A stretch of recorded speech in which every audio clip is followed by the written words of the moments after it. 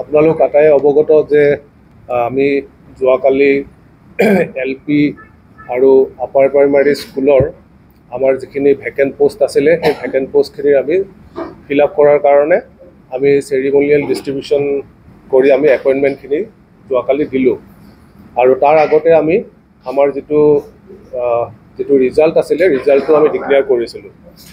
তো কালি আমি এপইণ্টমেণ্ট দিয়াৰ পৰ্ব চলি থকা সময়তে আৰু পৰৱৰ্তী সময়ছোৱাত বা আজিৰ দিনটোতো আমাৰ ওচৰলৈ বিভিন্ন ধৰণৰ কিছুমান কমপ্লেইন আহিছে, বিভিন্ন ধৰণৰ কিছুমান এপ্লিকেশ্যনছ আহিছে যে কি কাৰণে মই নাপালোঁ বা কি কাৰণে আমি আমি লিষ্টত নোসোমাল। গতিকে এই কথাখিনি অকণমান আজি বিতংকে ক'বৰ কাৰণে আমি ইয়াতে আপোনালোকৰ জৰিয়তে আমি জনাব বিচাৰিছোঁ যে প্ৰথমতে আমি আমাৰ কি ধৰণে প্ৰচেছটো আমি ষ্টাৰ্ট কৰিছিলোঁ সেইটো আমি কৈ লওঁ। যে প্ৰথমতে আমি এডভাৰটাইজমেণ্ট কৰিছিলোঁ আৰু এপ্লিকেশ্যন বিচাৰি, আৰু এপ্লিকেশ্যনখিনি অনলাইন আপোনাৰ এপ্লিকেশ্যন লোৱা হৈছিলে।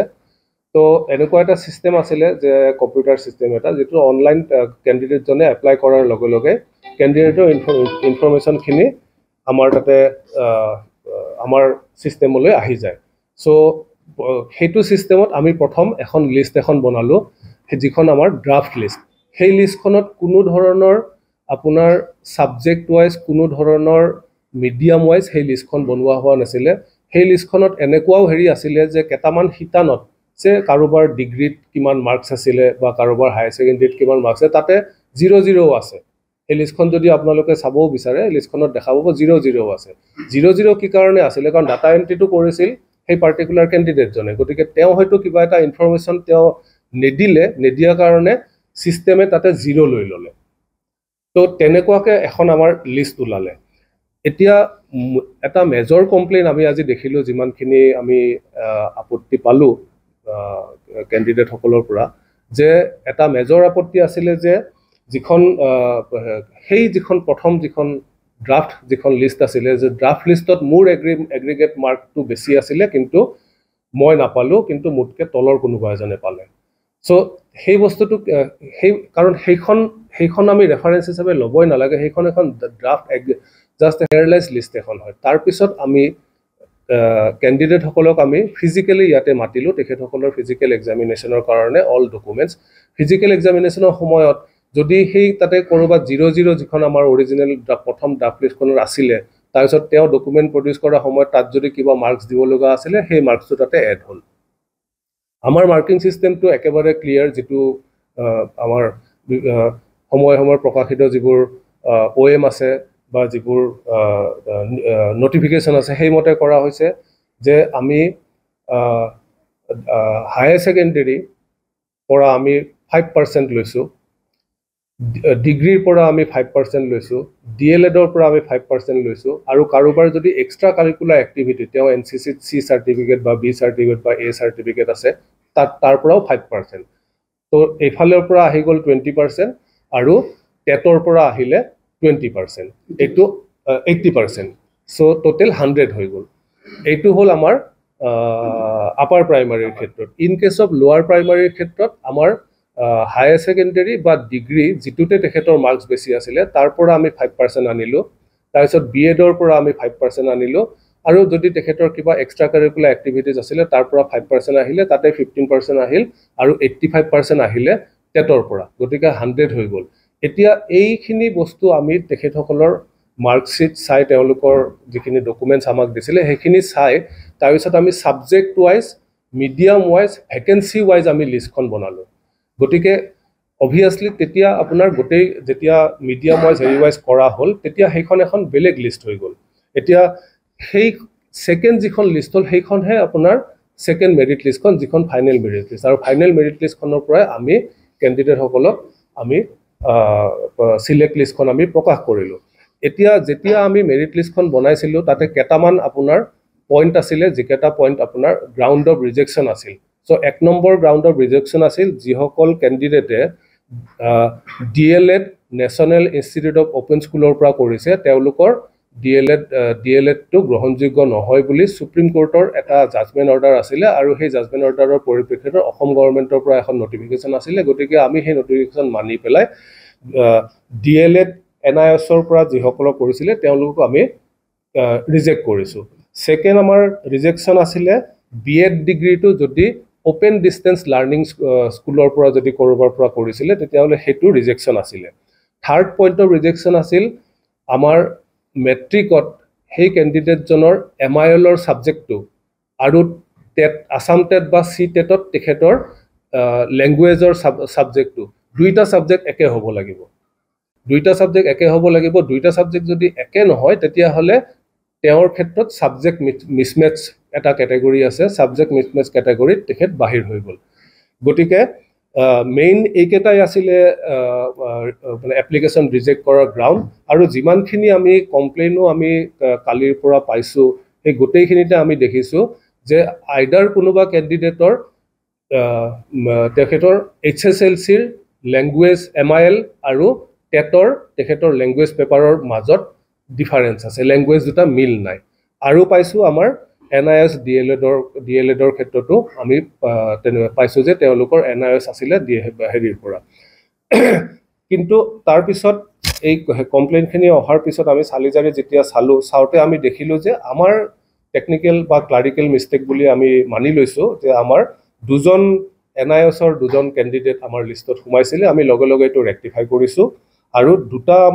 দুজন কেণ্ডিডেটৰ নাম ডাবল এন্ট্ৰি হৈছিলে সেই দুটাও আমি ৰেক্টিফাই কৰিছোঁ গতিকে এই ৰেক্টিফিকেশ্যনৰ পিছত আমাৰ যিটো এভেইলেবল ভেকেঞ্চি এতিয়া ওলাইছে এই ভেকেঞ্চিটো আমি কিছুদিনৰ পিছতে আমাৰ যিখন কমিটি বা গঠন কৰি দিয়া আছে কমিটিখনত আমি প্লেচ কৰি তেখেতসকলৰ অনুমোদন লৈ আমি BTC চৰকাৰলৈ এইখিনি পঠিয়াই দিম তাৰ পৰা এপ্ৰুভেল পালে আমিও এই বাকি যিকেইটা হেৰি আছে এইকেইটা ফিল আপ কৰিব পাৰিম তাৰপিছত আমাৰ আৰু এটা কুৱেৰি আমাৰ আহিছিলে হোৱাটছআপত যে যিবোৰ কেণ্ডিডেটৰ হায়াৰ ছেকেণ্ডেৰী বা ডিগ্ৰী যিবোৰ ৰেগুলাৰ মোডত তেওঁলোকে কৰিছে তেওঁলোকে তেনেকুৱা ধৰণৰ কেণ্ডিডেটেও ইয়াতে চিট নাই পোৱা বুলি এটা কমপ্লেইন আহিছিলে এই পৰিপ্ৰেক্ষিতত আমি এইটোৱে ক'ব বিচাৰোঁ যে হায়াৰ ছেকেণ্ডেৰী বা আপোনাৰ ডিগ্ৰী বা বিএড বা ডিএলএড যদি ৰেগুলাৰ মোডত যদি তেওঁলোকে কৰিছে তেতিয়াহ'লে সেইখিনি আমি সিলেক্ট কৰা হৈছে বিএড ডিগ্ৰীও ৰেগুলাৰ মোডত সিলেক্ট কৰা হৈছে বিএড কিন্তু ODL ওপেন ডিষ্টেন্স লাৰ্ণিঙৰ পৰা কিন্তু সিলেক্ট কৰা হোৱা নাই আৰু ঠিক তেনেকে ডিএলএড NISৰ পৰা যদি কৰিছে তেতিয়াহ'লে সেইটো আমি ৰিজেক্ট কৰিছোঁ সেকেন্ড আহিছিলে এটা লেছ এগ্ৰিগেট মাৰ্কৰ কেণ্ডিডেটে সিলেকশ্যন পাইছে এগেইন এইটো ক্ষেত্ৰত মই এইটোৱে ক'ব বিচাৰিছোঁ যে এই যিটো লেছ এগ্ৰিগেটৰ মাৰ্কৰ কথাটো আছিলে সেইটো তেখেতসকলৰ তেওঁলোকে ৰেফাৰ কৰিছে সেই পাৰ্টিকুলাৰ প্ৰথম যিখন আমি লিষ্ট ড্ৰাফ্ট যিখন লিষ্ট বনাইছিলোঁ যিখনত কোনো ছাবজেক্ট ৱাইজ বা কোনো মিডিয়াম ৱাইজ কৰা হোৱা নাছিলে গতিকে সেইখনৰ বেচিছতে এই কমপ্লেইনটো আহিছিলে যে কম এগ্ৰিগেটৰ হেৰিও কোনোবাই পাইছে সেইটোৰ ক্ষেত্ৰতো এইটোৱে ক'ব বিচাৰিছোঁ আমি যেতিয়া ছাবজেক্ট ৱাইজ আমি ফিজিকেল আমি ভেকেঞ্চি ৱাইজ আমি মিডিয়াম ৱাইজ যেতিয়া আমি ছেগ্ৰিগেট কৰি পেলালোঁ তেতিয়া আমি তাৰপিছত যিটো মেৰিট লিষ্ট বনোৱা হ'ল সেই মেৰিট লিষ্টৰ ভিতৰৰ যিখিনি সিলেক্টেড কেণ্ডিডেট হ'ল তেতিয়া হয়তো তাৰে কোনোবা এজনৰ মাৰ্ক হয়তো তাতে এগ্ৰিগেটত কম থাকিবও পাৰে কাৰণ কিয় এগ্ৰিগেট সেইখিনি সময়ৰ এগ্ৰিগেটৰ ভিতৰত আপোনাৰ এনেকুৱা ধৰণৰ থাকিব পাৰে যে কাৰোবাৰ স্পেচিয়েল এক্সট্ৰা কাৰিকুলাৰ এক্টিভিটিজ আছিল কিন্তু সেইটো হয়তো সেইখিনি সময়ত শ্ব' হোৱা নাছিলে গতিকে সেইখিনিৰ ক্ষেত্ৰত আমি কমপ্লিট মেৰিট লিষ্টখন বনাইছোঁ ফিজিকেল ডকুমেণ্ট ভেৰিফিকেশ্যন কৰাৰ পিছতহে তাৰপিছত আৰু দুটা হেৰি আছিলে যে কমপ্লেইন আছিলে যে সিলেক্টেড দুটা বা তিনিটাকে ৰিপিট হৈছে কেণ্ডিডেটৰ আমি এইটো মানি লৈছোঁ সেইটো ৰেক্টিফাই কৰিলোঁ ঠিক তেনেকৈ NISৰো কেণ্ডিডেট সোমোৱা বুলি কৈছিলে সেইটো আমি মানি লৈছোঁ সেইটো আমি লগে লগে ৰেক্টিফাই কৰিছোঁ তাৰপিছত আমাৰ যিখিনি কাট অফ মাৰ্ক আছিলে মিডিয়াম ৱাইজ কাট অফ মাৰ্কখিনিৰ ওপৰতো আজি আমি কিছুমান যিবোৰ কমপ্লেইন চালোঁ তো আজি যিখিনি আমি লিখিত কমপ্লেইন পাইছিলোঁ লিখিত কমপ্লেইনখিনিৰ ভিতৰতো দেখিলোঁ যে বেছিভাগ কেণ্ডিডেটেই যোনে কৈ আছে যে মই পোৱা নাই মই পাব লাগিছিলে আমি আজি পুনৰ পৰীক্ষা কৰি চাই দেখিলোঁ যে যিটো আমাৰ কাট অফ মাৰ্ক আছিলে সেই কাট অফ মাৰ্কতকৈ তেখেতৰ টোটেল মাৰ্কছটো কম আছে গতিকে সেইটো কাৰণেতো তেখেতে পোৱা নাই কাট অফ মাৰ্কছখিনি আমাৰ তাতে মিডিয়াম ৱাইজ গোটেইখিনি আমি উলিয়াই থৈছোঁ আপোনালোকক জ্ঞাতাৰ্থে আমি আপোনালোকক জনায়ো দিব পাৰিম তো আমাৰ আপাৰ প্ৰাইমাৰী আৰ্টছত আছামিজ মিডিয়ামত আমাৰ কাট অফ মাৰ্ক হৈছে 68.79%।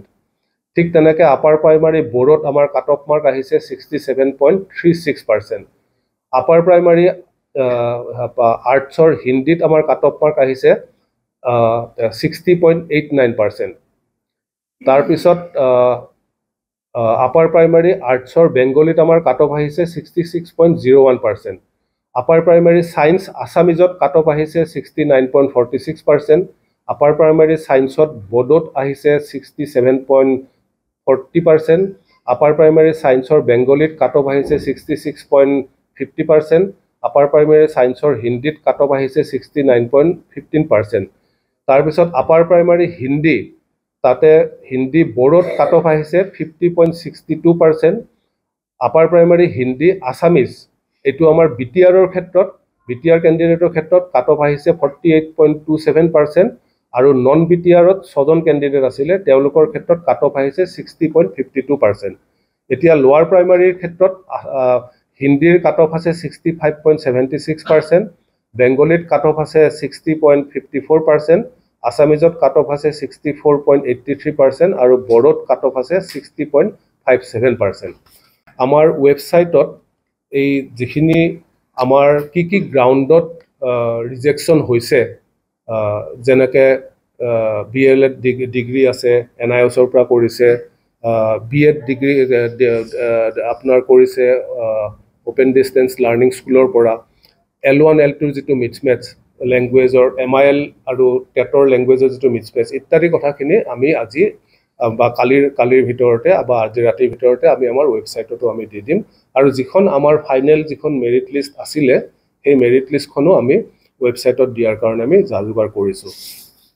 চ' শেষত মই এটা অনুৰোধ জনাব বিচাৰোঁ যে যদি আৰু এই সংক্ৰান্তত যদি আপোনালোকৰ আৰু কাৰোবাৰ যদি কিবা ওজৰ আপত্তি আছে আমাৰ ডাইৰেক্টৰ অফ এডুকেশ্যন BTCৰ কাৰ্যালয়ত আহি তেখেতসকলে তেওঁৰ ওজৰ আপত্তি বা তেখেতৰ কমপ্লেইনটো দাঙি ধৰিলে আমি নিশ্চয় সেইটো পৰীক্ষা কৰি চাই তাৰ সদুত্তৰ এটা দিব পাৰিম।